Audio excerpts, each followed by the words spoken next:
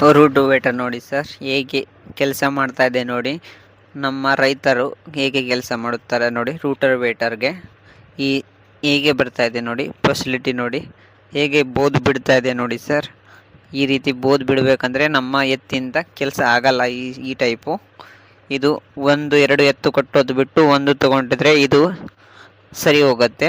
1-2 ಎತ್ತು ಕೆಲಸ ಮಾಡೋ ಎತ್ತುಗಳು ಇದು ಒಂದು ತೊಗೊಂಡ್ರೆ ನಡೆಯುತ್ತೆ. ಒಂದೇ ಕೆಲಸ ಮಾಡುತ್ತೆ. 1 ಗಂಟೆಗೆ 1 ಲೀಟರ್ ಪೆಟ್ರೋಲ್ ಕುಡಿಯುತ್ತೆ. ನೀವು ಹೆಂಗಾರ ಓಡಿಸ್ಬೋದು ನೋಡಿ. ಈ ಟೈಪ್ ಬರುತ್ತೆ. ಈ ಟೈಪ್ ಬೋದು ನಮ್ಮ ಎತ್ತುಗಳೂ ಹಾಕಲ್ಲ. ಈ ಟೈಪ್ ಬೋದುಗಳು ಆ ರೀತಿ ಆಗಿದೆ ನೋಡಿ.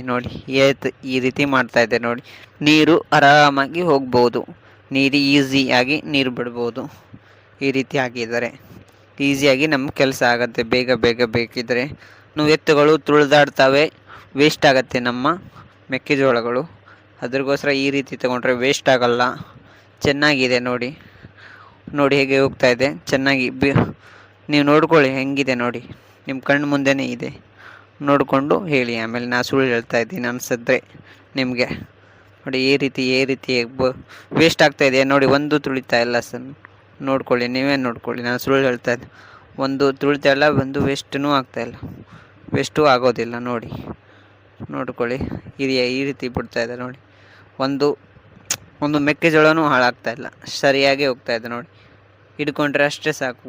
ಒಬ್ಬನೇ ಮನುಷ್ಯ 1 ಗಂಟೆ ದಿವಸಕ್ಕೆ 1-2 ಎಕರೆ ಹೊಡಿಬಹುದು ನೋಡಿ. ಈ ರೀತಿ ಇದೆ ನೋಡಿ.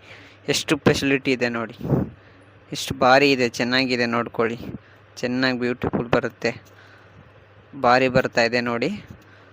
ಈ ರೀತಿ ಟೈಪ್ ಬೇಕಾದರೆ ನೋಡಿ. ಎಲ್ಲ ಮೇವು ಕಸ ಎಲ್ಲ ಕಡ್ಡಿ